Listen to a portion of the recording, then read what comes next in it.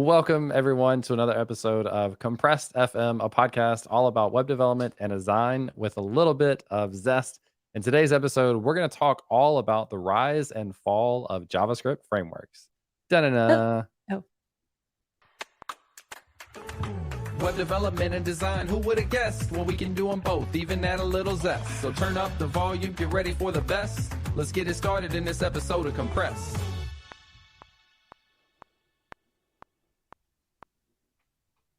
Me?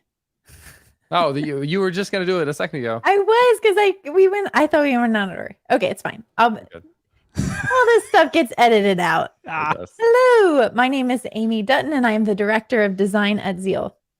What's up, everybody? My name is James Q. Quick, and I am a full-time technical content creator. And today with us on this episode to talk about the rise and fall of JavaScript frameworks, we have our guest, Chris Ferdinandi. Do you want to introduce yourself and tell people a little bit about what you do? Yeah, hey everyone. I'm the vanilla JS guy. I believe there's a simpler, more resilient way to make things for the web, and I teach people how to code. Cool. Why vanilla JavaScript? I started learning vanilla JavaScript because I am self-taught. I failed like a million interviews whenever they got to the JavaScript section. I knew enough jQuery to like get stuff done, but I always felt like an imposter who didn't have any clue what I was actually doing. So I was like, I'll learn how jQuery works under the hood. Yeah, I kind of got hooked. Just for a whole handful of reasons. This is going to sound like nonsense when I say it, but simplicity, performance, yeah, those are probably the two biggest ones, especially as the ecosystem has gotten more complex and I've seen new tools kind of come and go. The stuff I wrote 5 years ago just keeps on working and I don't have to run any updates. So that's really cool. That is true. I've done a handful of different courses. One of them is like a mini course on YouTube that is build a quiz app with HTML, CSS, and JavaScript, and everything that I used then 4 years ago when I created stands the test of time today, which is actually an interesting, like something I consider when thinking about course content is like, it'd be much easier if I just use something that like doesn't drastically change every year or two. I'm kind of curious for your interviews. Do you have any idea, like do you remember any of the types of questions that you wouldn't have been able to answer at the time? No. I don't. This is probably like around 10 years ago. And I can tell you in vivid detail things that happened when I was like 2 years old, but I don't remember like Flush out the bad memory. yeah, I don't remember stuff from like a couple weeks ago. So yeah, I have that whole that process in your brain that writes stuff from short-term to long-term memory. It's weird what sticks for me and what doesn't. I think that's true for anybody. Yeah. I have like a freakishly detailed long-term memory though. Like I'll run into people from high school and I'm like, "Hey man, you remember that time in 5th grade when?" And they're like, "No, not at all." Oh, I tried to repress that memory. Glad I ran into you. But yeah, no, I don't necessarily remember specifically what. You know what? Where I used to really fall apart, just high level, was like I could tell you how to do a thing in jQuery, but if they'd start getting into like, well, why would you choose this approach over that approach? You know, that kind of thing. Like concepts and strategies and techniques. That's where I would like really start to fall apart. I don't know that I necessarily recognized it as that at the time, but you made me think about it, so now I do. There you go. Bring Thank it back, you, all James. those traumatic For that memories. insightful question. I'm curious, do you have certain patterns or conventions that you lean into with vanilla JavaScript? Because I have patterns that are React-ish or Vue-ish or Svelte-ish because that's the framework I'm working on. But are there certain things that you just naturally incorporate as you're working on in vanilla JavaScript? Yeah. So it depends. Like all things code. But Best answer. some of the I think recurring things that you will see me do. I really like event delegation for listening to events in the DOM. So just for anybody who's not familiar with that technique, rather than attaching your event listener to a specific element, you listen for all of that event in the DOM or on some sort of parent element, and then you filter out the ones that don't apply. So this is really useful if you are, say, actually a really good example would be the Twitter like button, right? On any particular UI, let's say Twitter UI, you might have like 50, 100 of those buttons, and you could have 50 event listeners, one for each button, or you could just listen for all clicks in the document and filter out ones that are not on the like button. And so it allows you to write less code, not have to worry about the whole, okay, this element just got added, I need to add a new event listener. It's just kind of like covered. So it's really great for dynamic UI. So I tend to do that a lot.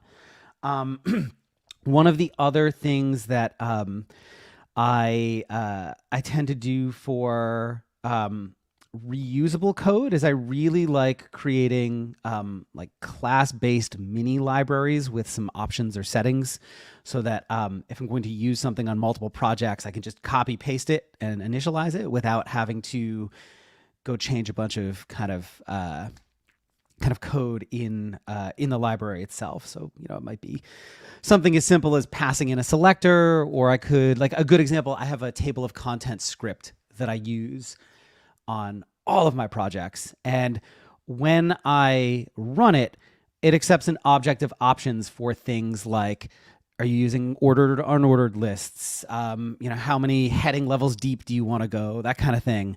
And it has some defaults, so I could pass in no options and it would just work.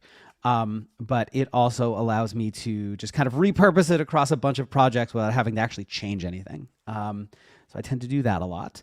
And yeah, I am just generally partial to functional programming over object-oriented programming, but that's a flame war that I don't necessarily like have a I don't have a bone in that fight. It's just kind of a personal preference.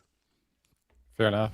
There's an interesting comment in the chat that is basically a combination of like, I'm a student, I'm early learning JavaScript, and part of the question I think is, should they be using Chat GPT, which I just came across this week, and it's kind of like what GitHub Copilot is doing, and maybe GitHub Copilot uses Chat GPT underneath. I'm not actually sure, but like being able to say, I want you to solve this problem, and it writes code for you. And my short take, especially early on in your career, is don't use that, so that you really get those fundamentals and you get to practice yourself. Maybe you could do that to like generate some code that you can go, that you don't know yet, that you can go and learn from maybe. But I'm definitely a big advocate that it takes the time, it takes the repetition early on. And my big thing with frameworks especially is, before you get there, and I am a fan of frameworks, but everything vanilla JavaScript for a while, to really understand all the things that that frameworks help take care of for you, and what's going on behind the scenes. So that's kind of like my takes. But yeah, what are your general thoughts on maybe using like code generator tools and learning? I'm assuming you think people should learn vanilla JavaScript before going into not necessarily frameworks. Okay. Yeah. Cool. So I have kind of a I think people sometimes find this surprising, but one of the things I've observed, I've been teaching people for like 6 or 7 years now, and one of the things I've observed is that the biggest thing that destroys people's desire to keep going, or gets them motivated to keep going, is learning momentum. So I have an idea, I want to make something that works. As long as you have that, I find people have a really easy time continuing to learn, even when they run into obstacles. And where people usually get stuck is like, I'm trying to do a thing, I can't, and I don't know enough to figure out what to ask or whether to evaluate if this answer even actually helps me. And that's usually where people just completely fall apart.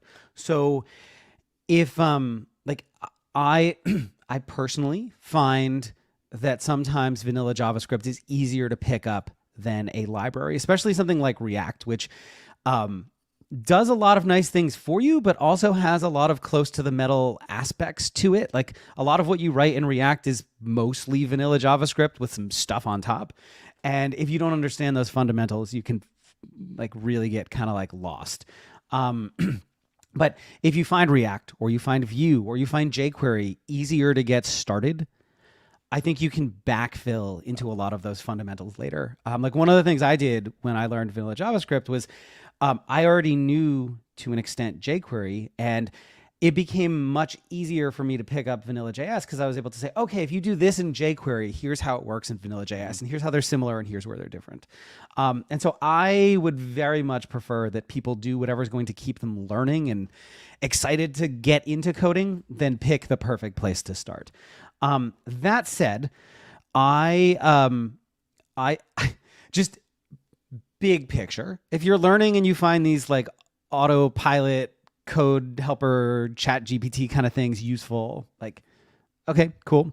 But I dislike them for a couple of reasons. One, they have the potential to spit out code that's actually wrong or bad or has like anti-patterns in it. And you might look at this and be like, okay, this is, especially because it's like a trusted source, oh, this is the right way to do this thing. And it's actually reinforcing an anti-pattern. And place like Stack Overflow could be just as guilty of that as well, where crappy solutions get upvoted. But the other thing, just if we're talking like philosophically here, is those tools are potentially unethical because they're trained on other people's code, sometimes without their consent, and you are potentially using someone's proprietary stuff.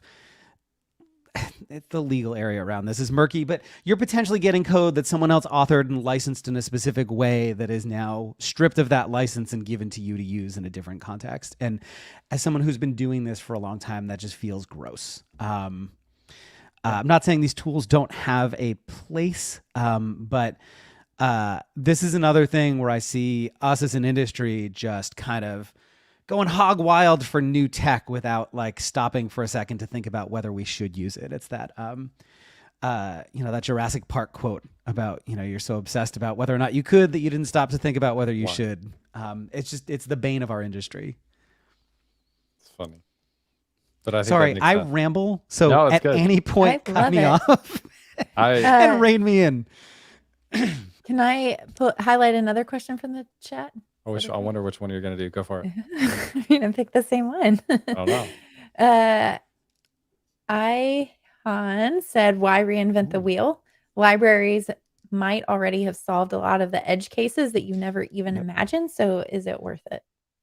Yeah, this is a great question. Okay, so there's a couple of misconceptions when I talk about vanilla JS, and one of them is that it means that I write every single line of code in every single project from scratch, and that I'm essentially recreating my own like framework or library every time, which is that would be silly. Like, there's a lot of really smart people who have put a lot of really great work into creating these awesome things, and we should stand on their shoulders and drive the web forward. So I use libraries all the time. I tend to use them for complex tasks that I would find difficult to do myself. Like an example I use all the time is like media stuff, right? So if I'm trying to create a more complex video player than what like the video element can do, I'm not going to code that. I'm just going to grab a third-party tool. Image galleries, where you can like click on one and a light box will pop out and you can like zoom in and like navigate to the next one and all that. I use libraries for that. I don't do that kind of thing myself. So I'm not anti-library. What I tend to advocate for is that we as an industry be more thoughtful about which libraries we choose and why. So we kind of have this obsession with like multi-tools or Swiss Army knives, right? Like, oh, this thing does so much stuff. It's got a knife and scissors and a spoon and a toothpick and a drill. And it's like, yeah, but all you really needed was the spoon. And now you've shipped an extra 30 kilobytes of code to your user that they didn't need. That itself includes a bunch of things where stuff could go wrong, and it slows down the whole web experience for them. So yeah, I love libraries. Use them all the time. Just want us to be a little bit more selective about which ones we choose and why. The other aspect, I know, you mentioned kind of the edge cases and things you might not have thought of. That is true. But I'll take a library like React, right? So and I'm going to pick on React a lot, not because it's bad, just because it's kind of like the gorilla in the industry right now. But so like React has been around for a while. it's been battle tested by hundreds of thousands of developers. There's tons of bug fixes in it. And as you noted, like edge cases you wouldn't have considered. The reality is a lot of those edge cases are not things that you or your users will ever actually encounter. And so now you're downloading a bunch of extra code for use cases that don't really apply to you or situations that you're not likely to run into. And battle tested code is great. Like, you don't want code with bugs, but you potentially don't also want code that includes a bunch of stuff you don't need, because it's more stuff to break, more stuff to maintain, more stuff for your users to download, more things to slow down your site or app's experience. So just to summarize, or the short version here is libraries good, libraries that have a bunch of stuff you don't need bad. Nicely done. I actually want to circle back to that, but before I forget one of these, I think it would be really interesting to see. So someone said that they wished there was like basically a vanilla JavaScript implementation of basically like data binding or keeping track of data, like use state and use effect. Is there, Amy kind of asked about patterns earlier. Are there any kind of like high level patterns you use with vanilla JavaScript for data binding type functionality or use state or use effect type functionality that people are familiar with in React? Yeah, so one of the I actually have, I'll see if I can pull it up to share, but I have an article on this actually. JavaScript proxies are super useful for this. Let me interrupt really quickly. So that was on the State of JavaScript survey, and I had no idea what that was. So I interrupted to say, tell me all the things about JavaScript proxies. Perfect. Yeah. So for those of you who don't know, proxies are a new-ish, not super, super new, a newish type of JavaScript object that you can create by passing an array or object into the new proxy constructor. And it spits back out the thing you passed in with kind of this like almost wrapper around it. You can't even like detect if a thing is a proxy, which is a little bit annoying. So there's no like obvious property you can call to check if a thing is a proxy. But so you pass in the object or array, and then you pass in an object of, they're called traps, but they're properties that, or they're callback functions that run when certain things happen.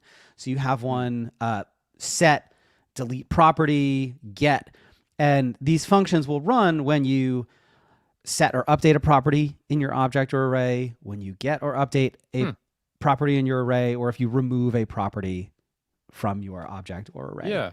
And so you can create a proxy from your array or object, and then have callback functions that do things automatically whenever you update any of those properties. This is how Vue 3 works under the hood.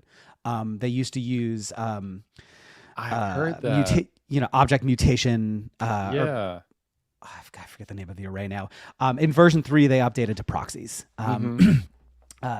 The limitation of proxies is that they're shallow. So if you have a nested array or object inside your array or object, that is not automatically covered by those traps or that handler object. Which is similar to just frameworks in general. Like if you have an object in use state with or something in a use effect in your dependency array, and you just change a property of the object, it won't then trigger the use effect or re-render. So it's a common but so thing. you can is like that too. If you start updating a bunch of stuff, you have to say this equals this, and it looks funny because it's like, well, of course, like x equals x, but what it's doing is that's triggering the re-rendering. So you can get around that by inside your get callback function.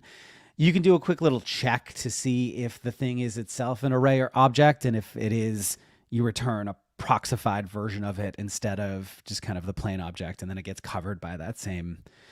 I'll make sure that I get an article out or find the link to this article so we can share it with folks.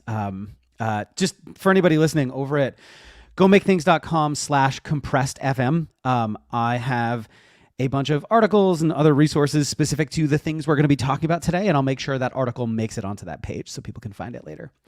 That's with or without the dash. Either one will work. You can also use a dot if you prefer. cover my bases. Yes, But yeah, so I ever. use proxies for that, for the data binding. And then there's a couple of ways you can set it up. So inside your callbacks for when things are deleted or updated or whatever, you could use a pub sub pattern where people can kind of subscribe to data changes and then run things in response. I personally am very fond of custom events. So I will usually set mine up to emit a custom event I can listen for and then do things in response to. So that could be, I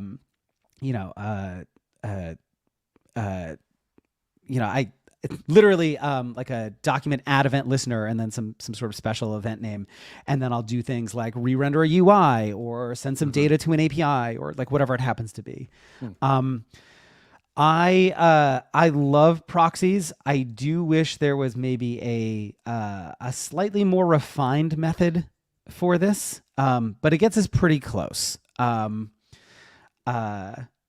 Along similar lines, some other things that are missing from vanilla JavaScript that libraries do. DOM diffing. I would love if there was a function or property you could use that was as easy as inner HTML, but did not completely wipe out the DOM and create a new one and allowed you to like just selectively update things. Like, here's an HTML string. Make the existing UI look like that with as little effort as possible. Oh. Like that's what I want. And that is and one, we don't have that yet. Yeah, and that's one of the big things that frameworks do bring to the table. Absolutely. There's rats. I forgot. There's something I wanted to call out that I forgot now. I'm sorry, James. I know. Sad day. That's all. Wait. All right, go ahead. If someone else. I'm going to stare at you until you. No, Oh my yeah. gosh. Okay, everybody, hold on. Oh, I have it. See? I I'm just need to impressed focus. that you remembered. I know, under all the pressure, but now I've forgotten again. No, so I like devil's advocate to what you're saying. So like proxies are a thing that I've literally heard, never had any idea what they are. Although as you explained it, I'm like, ooh, that could be really, really powerful. A little bit of devil's advocate is maybe some people who are not as experienced with JavaScript would look at a framework, any framework, and say like, well, the thing that you just said you could do with all these things that I've never heard of, they could do in a way that seems more consumable, seems more understandable to someone like me. That's any great. thoughts on like? Yeah, do it. Go for it. Like I said, I'd rather people like make things than not. Yeah. Cool. So here's where we get into the tool of choice thing, right? So yes, absolutely. Please stop choosing React. I think that's really my big ask here, right? So React is 30 kilobytes minified and gzipped. It unpacks to something like I don't know, like a megabyte or two of JavaScript. It's a lot. And there are alternatives that have similar or same APIs, or smaller, or faster, update the UI better, give you that same developer ergonomic experience you're looking for. And do so in a way that's maybe a little bit better for the people using the things you build too. And so that's really what I came here today to talk about, James and Amy. What do you think about pre-React? What's that?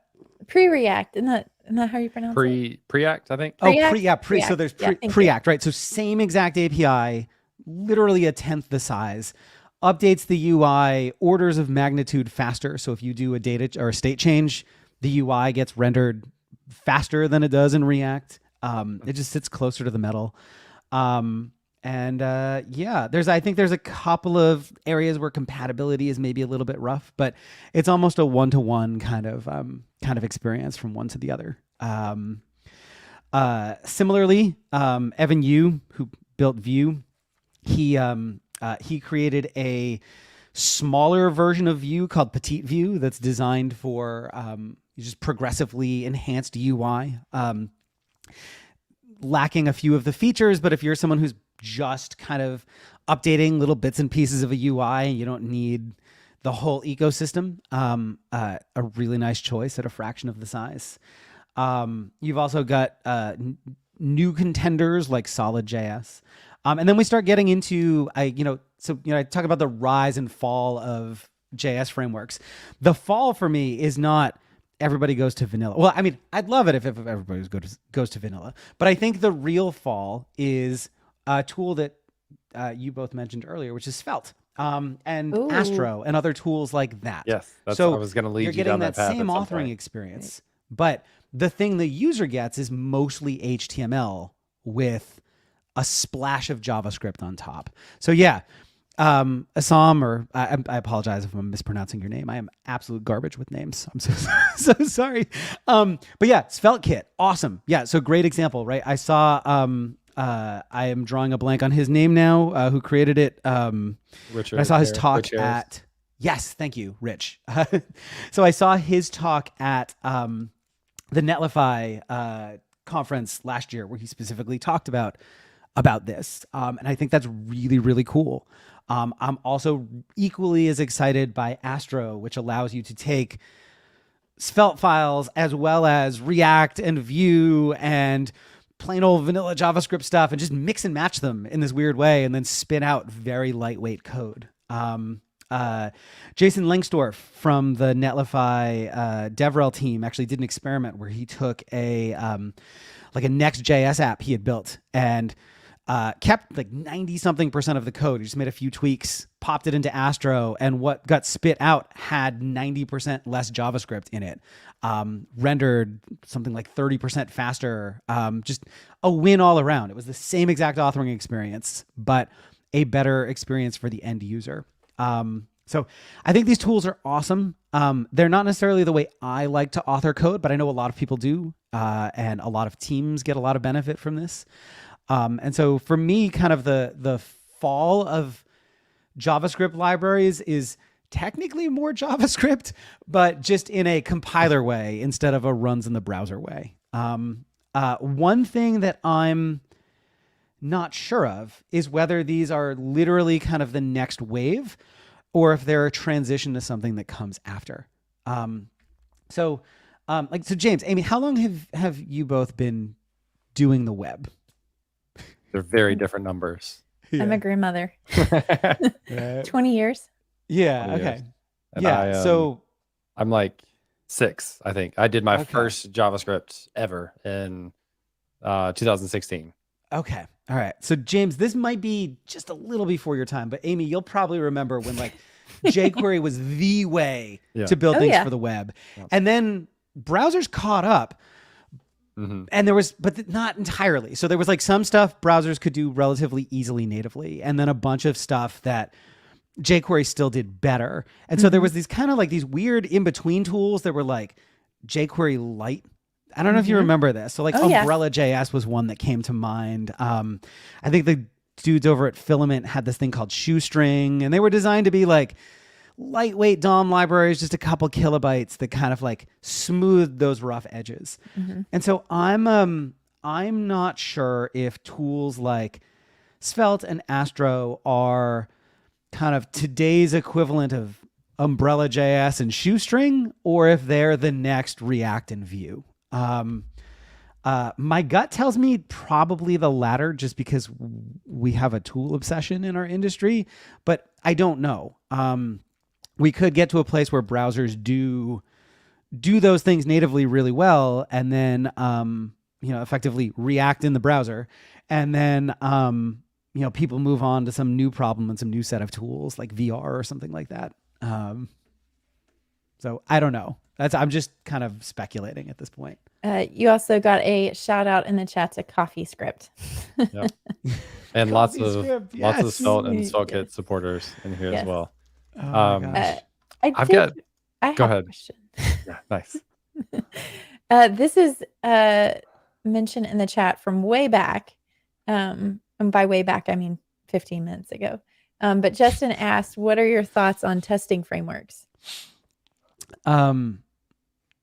Do so. So here's the thing. Testing is good. I don't do it nearly as much as I should. Not for any, it's a personal moral failing. I find it boring, so I don't do it as much as I should. And I'm generally just writing like stuff for myself. So it's these days, so it's not a big deal. If it breaks, I can just go in and fix it. And my things tend to be simpler. But like if I was working on like a client project or a corporate project or something like that, like yes, testing is good. testing lets you catch those bugs before they become like user problems, and that's a good thing. Just, kind of just to talk about testing for just a second. My personal ethos here is that it's more important to write tests that fail for useful reasons than to write tests that cover 100% of your code. And you can also write tests that cover 100% of your code, but don't fail when important things break. So, if you're just getting into testing for the first time, I have a few articles on that on my site over at gomakethings.com. I also have, I think, a course on that. I know I do because I wrote it.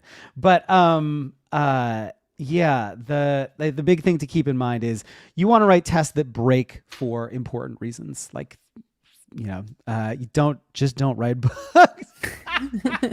That is another solution. I'm not a 10x developer though. I'm like a 0.7 developer. So my code does sometimes have bugs.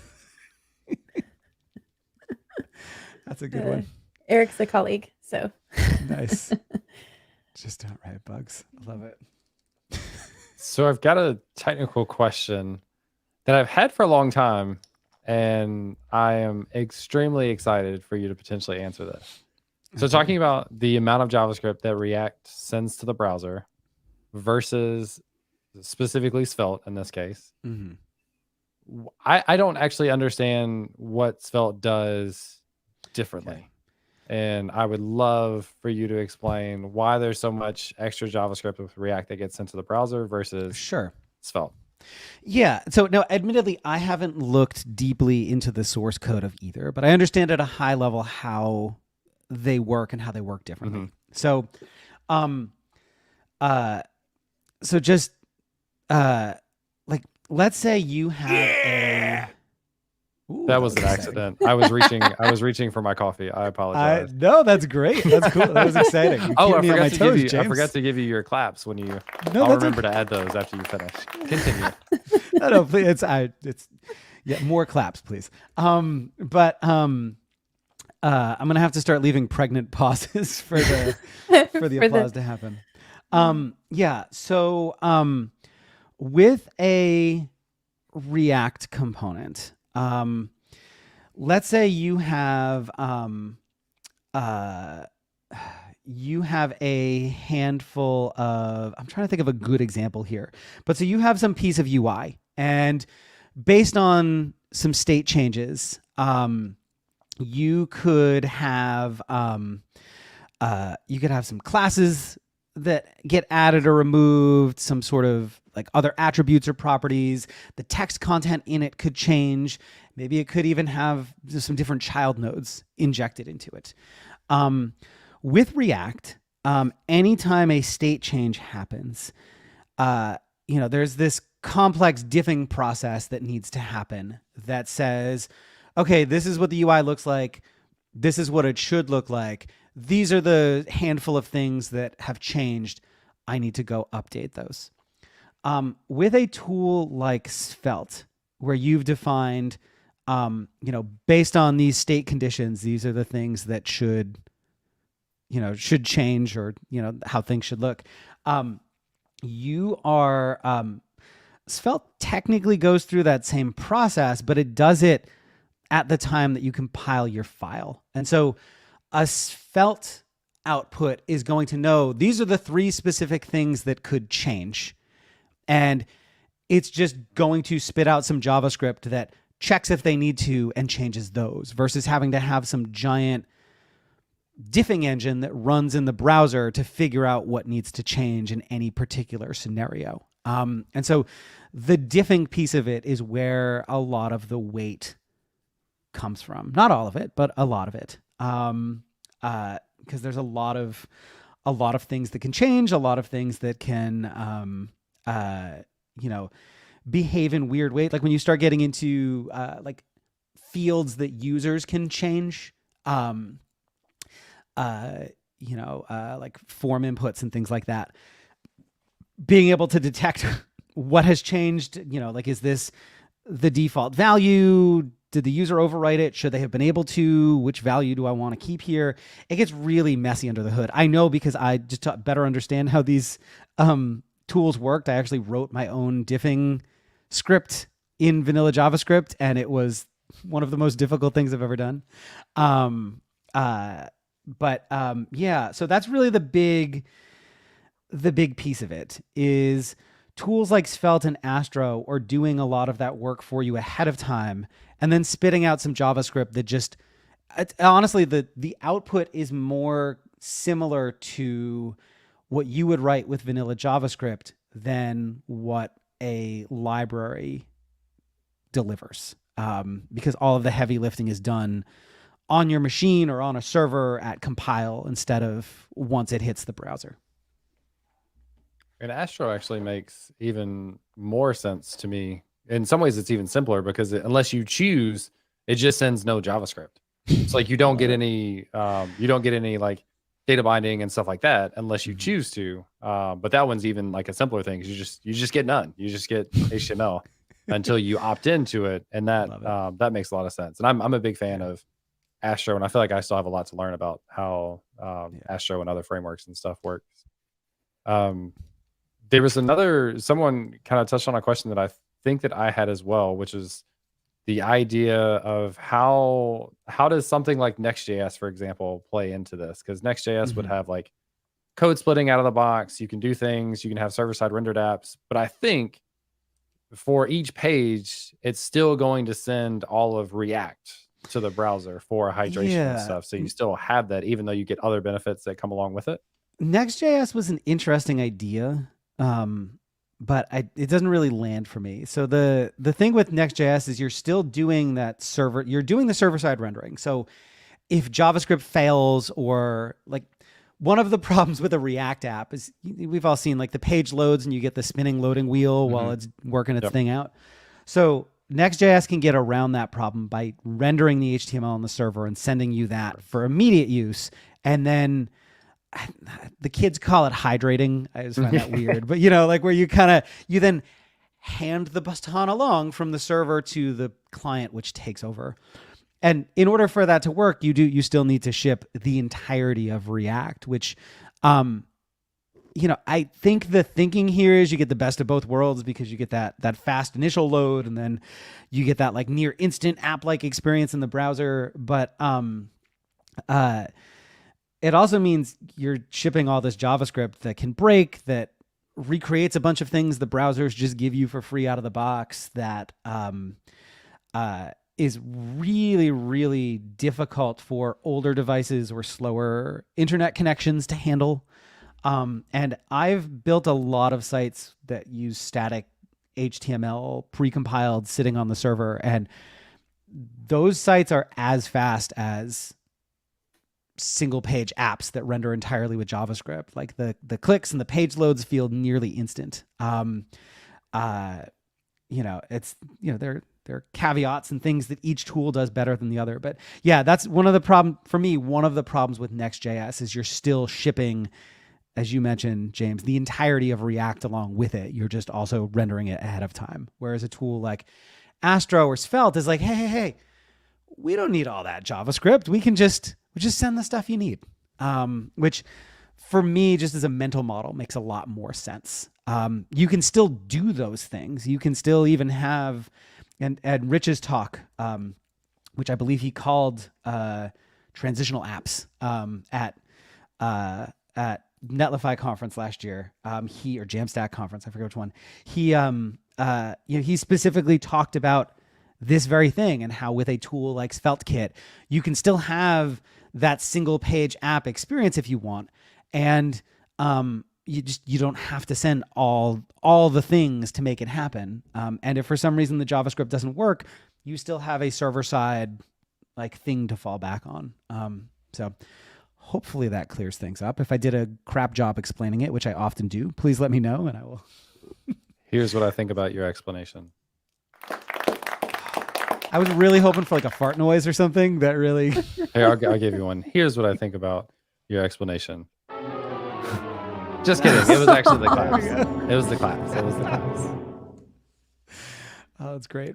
I love the sound effects. This really adds a lot for me. This is the most we've used them, and I'm enjoying it. It's great. I don't think Amy loves them as much as I do. I do. Okay. But I think I Yeah. would love them even more if I set up my StreamYard. Stream Stream Deck. Deck. Yes. It On has Good. like 90s like Stream DJ vibes Deck, to me, yeah. you know, like Yeah. shock DJ with the sound The effects and synth. everything. Yeah, I'm a big fan. synth. Yeah, I think I would love them even more if I had control over them. We can get you set up with some, and I think you should. Excellent. Oh, I noticed What- someone actually dropped a link to the transcript from the talk in the Twitch That chat. would be too, me. which is nice. Oh, that was you. There we go. Nice work. Thank you. You're welcome.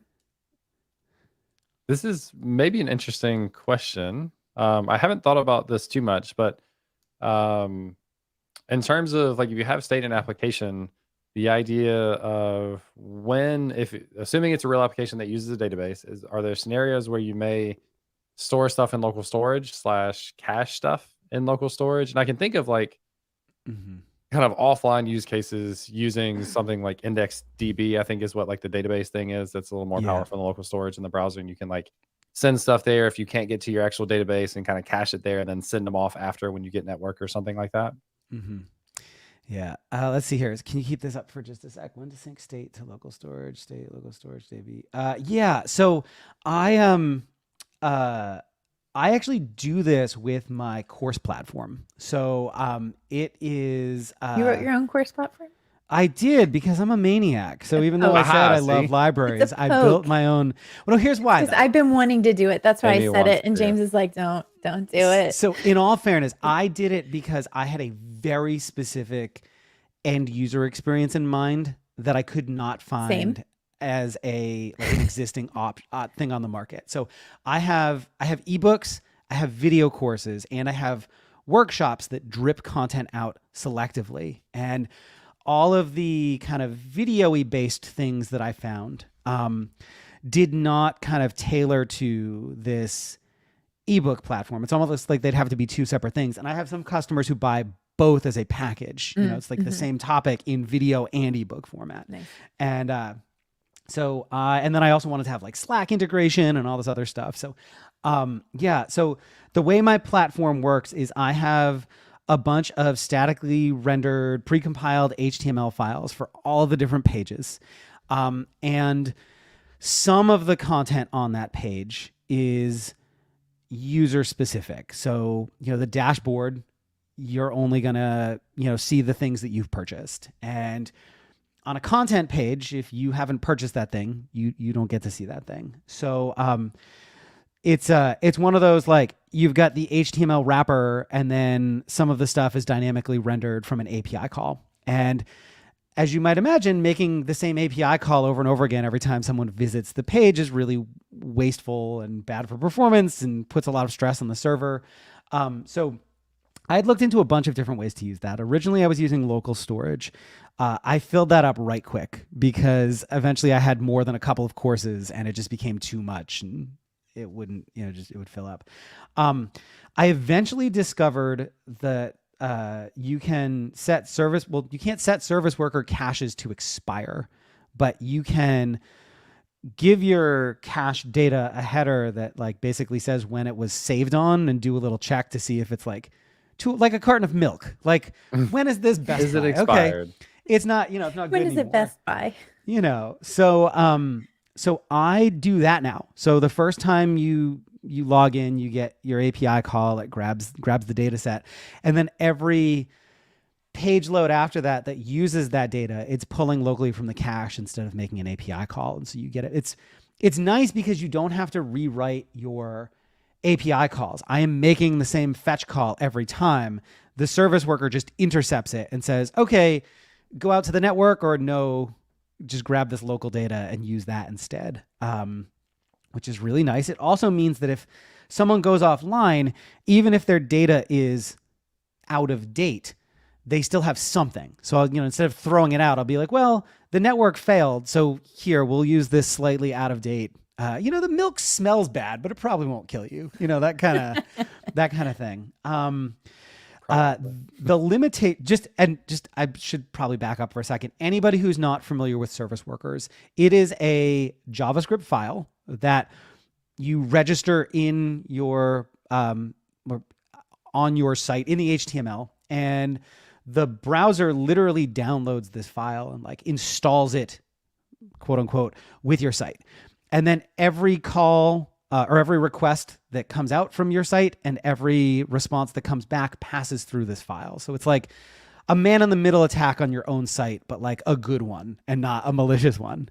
And it lets you do really cool things like, you know, check if there's actually a network response, and if not, send some sort of like fallback content, or save stuff as the user browses into some sort of local cache. And then if they ever go offline, they can access the things they've already looked at. Or you can even pre-cache a bunch of stuff so that if they go offline, they can look at stuff they haven't visited yet. So a lot of power there. The one limitation is that you can't cache requests that are not GET. So if you make an API call that involves like a post or put or whatever, you can't cache that in a service worker cache, but you can use, as you mentioned, James, Index.db, which is an in-browser database that gives you substantially more storage capacity than local storage. And so that's a nice workaround for non-GET requests. The caveat here is that IndexedDB is awful. It is. It just has the worst API of anything I've ever worked with. It's asynchronous, but it uses events, not promises. And it requires like 3 steps to do anything. There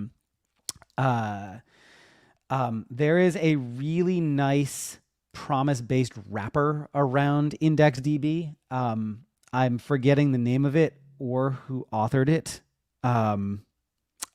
Jake Archibald. There we go. Sorry, it took a minute. I just had to sort through the dust in my brain. So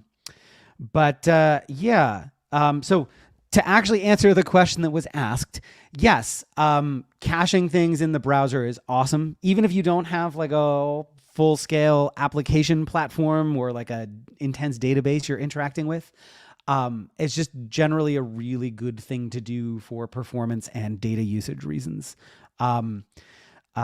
Especially if you have some sort of critical site, like let's say you're an electric company and your customers may lose power, right? And they have no way to kind of look up important information like the phone number to call.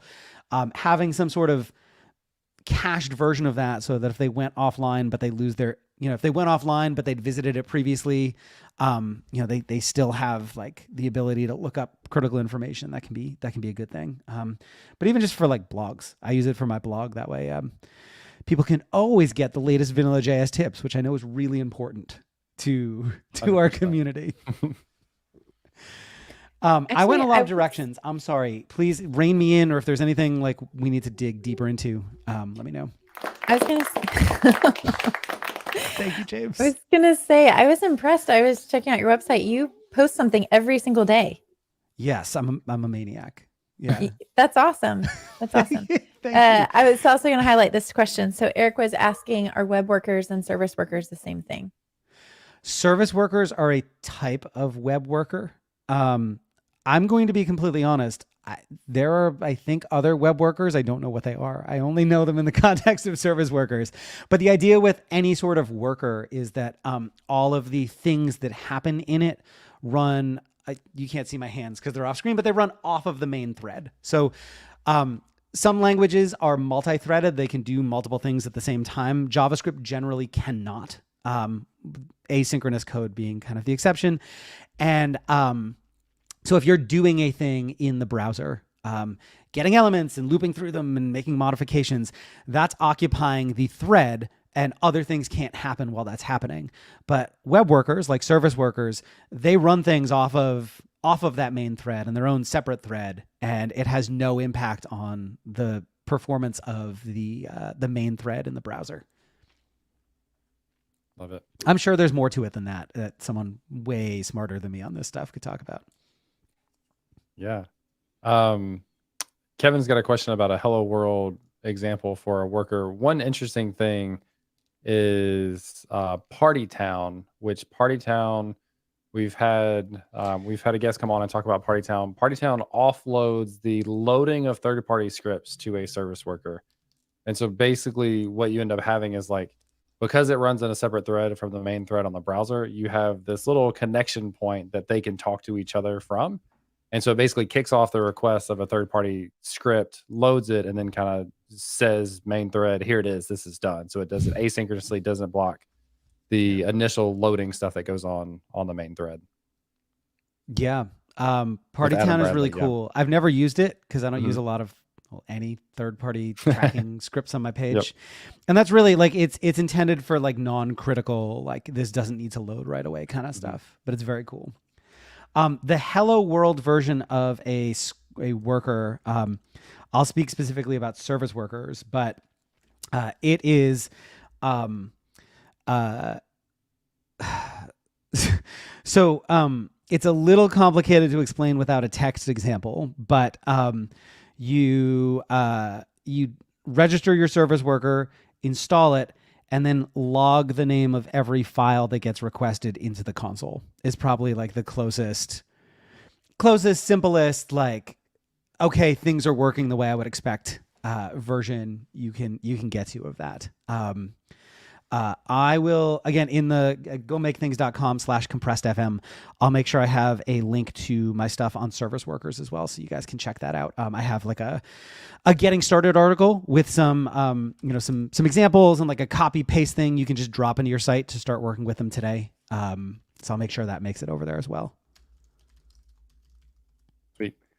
Getting close to wrapping up just time-wise, and quick check for Amy and Chris both. You have 10 minutes left if you're good. Yeah. One question, I'd love to hear just a really quick explanation, and this is maybe kind of a sum of the things we've talked about, because you're an opinionated person in the JavaScript space, which is great. No. I love it. How dare you? I know. No.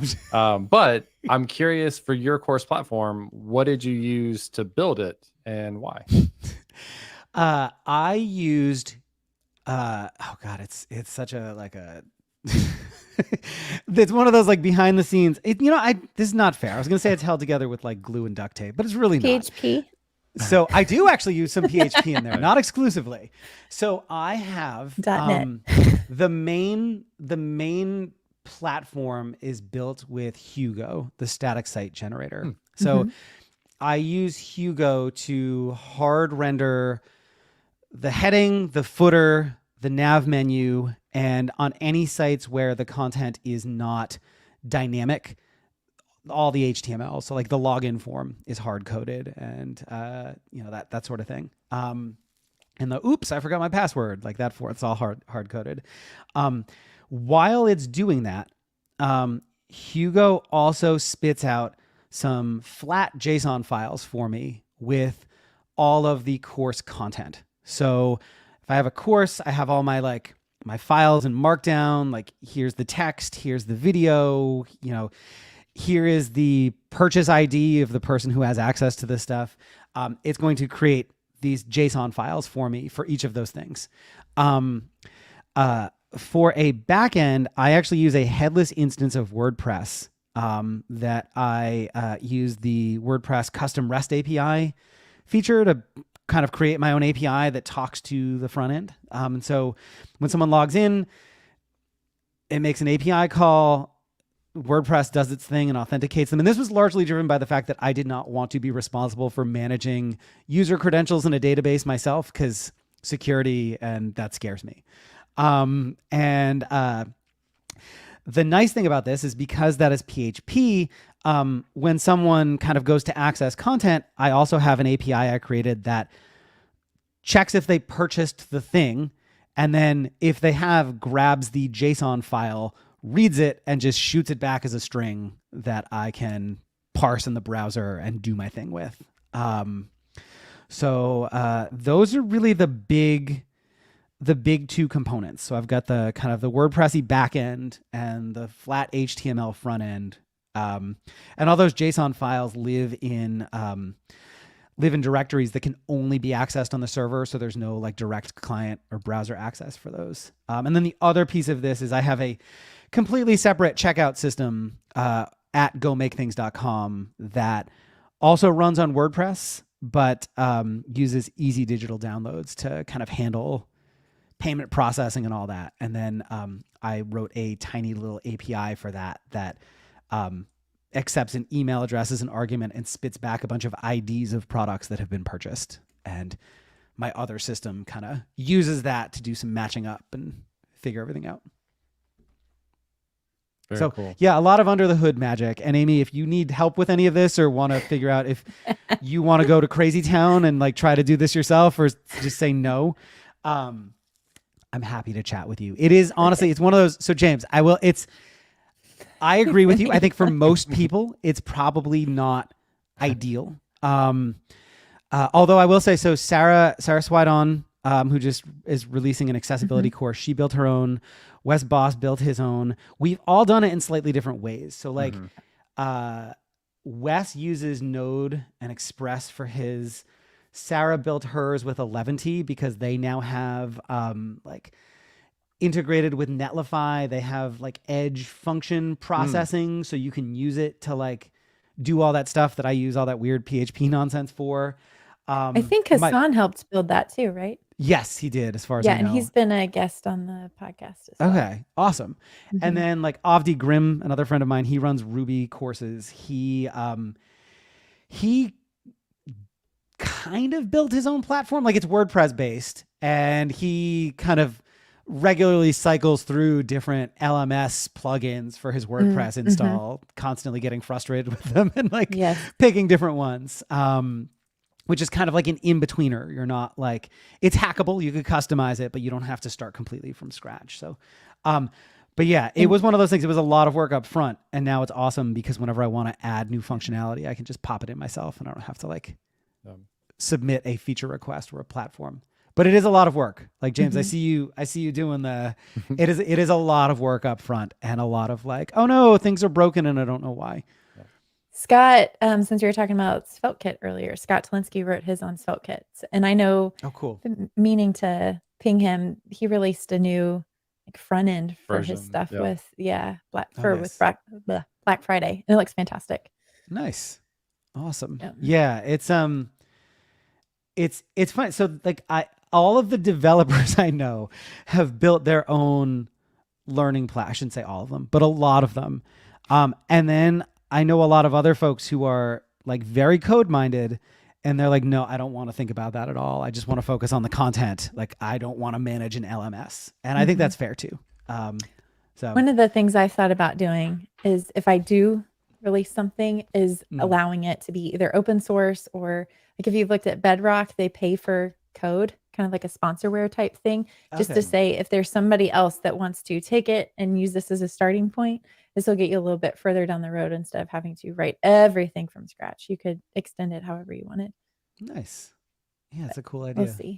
We'll see. I also ended up down this path because I had already sold a bunch of ebooks as like you just download them through easy digital downloads. And then when I started adding the video streaming piece, I'm like, oh no, I could either like I either have to migrate all this data out of a database, which I find terrifying, or I could just hook into the data I already have and like build on it. And I don't know if it was actually easier to do that than just migrating to another platform, but it felt like it at the time. In retrospect, it probably wasn't. But you know, you learn. Yeah. I mean, we've talked about this before. The best way to learn is actually to build things. And so I think I always have fun when I have personal projects that I can use that to learn a new technology or just level up on existing technologies that I'm already familiar with. Yeah. I have this personal ethos that I don't learn new. So a lot of my students tell me that they feel very burnt out because the industry moves so fast and there's always like a fire hose of things to learn now. And so one of the things that I think has helped me stave that off for a while is I tend to avoid learning new things until they actually provide me with a benefit or like I'm deeply interested in them. So I'm not like saying never learn new things, but I've given up long ago on like chasing the new hotness. And so the only reason I learned service workers is because I had this course platform I built and I kept blowing up local storage and I needed another option, which is how I got into both IndexedDB and service workers. And yeah, so I very much agree, Amy. I think like for me, projects like this are how I learn new things. And if I didn't do things like this, I probably never would. Ready to move into picks and plugs? Let's do it. So the next section of the episode is our picks and plugs section, where we pick something that we like and plug something typically that we've worked on. So Chris, do you want to start us off? Yeah, absolutely. My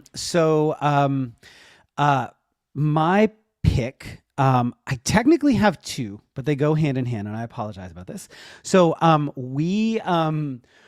back in March, my wife reluctantly convinced me to buy a camper as a way to take like a long road trip down the East Coast. And I thought I was going to hate it, but I ended up like becoming completely addicted to it. Really? And so I've been in the process of retrofitting our 3-season camper into a 4-season camper with like lithium batteries and like rerouting all the plumbing and stuff. But so my first pick is explorist.life, which is a website, and they also have a YouTube channel that teaches DIYers how to do 12-volt electrical systems. Because one of the reasons I love coding is because I like making things, and I'm really bad at working with my hands. And Explorist Life has made me feel like I can actually do some of these like more like actually work with your hands kind of projects. And related to that, I ended up installing a Battleborn battery in our camper. And I just wanted to give them a quick shout out because they are probably the most expensive of the lithium brands you can buy. But the reason we ended up going with them is every one of their YouTube videos is like, if you have any questions, just give us a call and we'll talk through your system. And I did. And I think I've spent hours on the phone with them talking through the intricacies of what I was trying to do and how to wire things. And they were so helpful.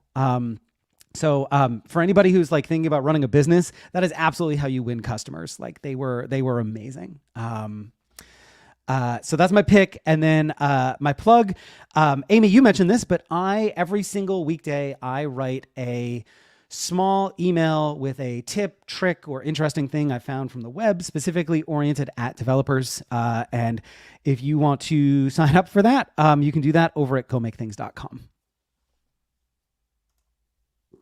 I just signed up, by the way. Nice. Done I did and too. done. I did too. Thank you. Yep. At some point, you can keep moving forward, but I would love to hear about your writing process and like maintaining that daily, because that's very, very impressive. Yeah, I'd be happy to chat about that. James, do you want to share your pick and plug? Sure. I don't remember if I've done this tool before. I think I might have, but I'm going to add a new feature that they just launched. So it's fig.io. I've talked about it a lot, and people ask me all the time in videos, where do you get that IntelliSense in your terminal? Well, it comes from Fig. So Fig provides like VS Code type IntelliSense in your terminal. If you run npm install space and start typing a package, it's actually going to go and like search packages that match that name, and it's going to give you like IntelliSense on CLIs that you have, like GitHub, or so many others that you could work with, and it's really incredible. So it by itself is really, really cool. Highly recommend for any developer out there. Also, they just launched their scripts feature, and this like makes a ton of sense for like companies to create scripts, have them in a central place, and share them across people in their organization, for example. But for individual developers, you could use this too, and it's something I'm kind of looking into, like what is going to be a useful example of this. But they have scripts built in where you can use Bash or JavaScript, I think Python, and it's just right there in an editor. You give it a name, and then after you have that saved, you can run fig run, and it's going to give you IntelliSense based on those scripts that you have. And then if you run a script, it is then going to give you kind of a UI to prompt you for the inputs that the script needs. So we've all kind of messed around with like passing flag arguments and things to a command and stumbling around with typing it all out ourselves. And so it gives you IntelliSense and kind of a GUI around all of that, which is really, really cool. So Fig at fig.io, and then specifically Amy's link to the scripts launch blog post that they have. And then we totally forgot to do this. We went and created a graphic for this and didn't mention it, but my plug is going to be the Learn, Build, Teach community. And this episode has been sponsored by the Learn, Build, Teach community. And we wanted to do that as a way to kind of call out some things that are going on there and some of our community members. So there's two people currently. I doubt this will last very long because these are super talented individuals, but Brittany Postma and Ken Jones Pizza are two people I both have a lot of respect for that are looking for roles in the development slash DevRel potentially type spaces. So two awesome community members that are currently looking, although again, I don't think that will last that long. And then I wanted to shout out, we do a Learn, Build, Teach wins of the week kind of reflection session every Friday, actually, before we record this podcast inside of Discord. And today was really, really encouraging because we had 6, 7, 8 new people that I hadn't talked to before, and everybody shared and participated. It was just really, really nice to see that kind of get some momentum. So we do that every Friday at 9 a.m. Central Time, which is CDD GMT -6 right now. So if you want to learn more and check it out, it's at learnbuildteach.com. Awesome. My pick is going to be, so if you are working off of a Mac, the joke is always the dongles and all the dongles that you have. I do have a hyperdrive that I got with previous MacBook, but when I use it, it like covers up the charging cable in the M1. And the thing is, half the time, I don't even care about all the ports. I just want the USB-A to USB-C. And so I have a little plug that's all this is it just converts, it's not focusing. But that's all it is, just USB-A to USB-C. So I got a pack of 2 for like $5. Pretty cool. So I can include a link to that. And then for my plug, James and I created Advent of CSS and Advent of JavaScript. So we've talked a lot about vanilla JavaScript today. The Advent of JS is all done in vanilla. So even though it is December 9th, it's not too late to start. It's 24 great challenges, still relevant content. You're talking about creating courses years ago with vanilla JavaScript. That stuff is still, it still works. So it's kind of been nice working through that content again. So you can go check that out at Advent of CSS and or adventofjs.com. Sweet. Did you want to say something, Chris? I wish I had known about Advent of JS earlier. This is awesome. Yeah, and I'm totally going to share this with my list. This is awesome. Oh, love that. Nice. Well, as always, thank you everyone for tuning in. We had tons of really good questions and comments, and I think, Chris, that was due in large part to you being on as a guest. And I think just the idea of talking about the rise and fall of JavaScript frameworks is something that is naturally appealing for lots of people. I was particularly excited about the conversation. I think it went really well. Had tons of fun. So thanks for joining us. We really appreciate you coming on. Thank you so much for having me. This was great. The sound effects really just elevated the whole thing. That's all I need to know to continue to do that more and more. More cowbell. Yes. Sweet. So if you are listening on or watching on Twitch, we're going to raid you over to Nikki T to his stream. If you're on YouTube, we're going to go ahead and call it a day. But thanks again, everyone, for listening and checking us out. In the meantime, that's all we got.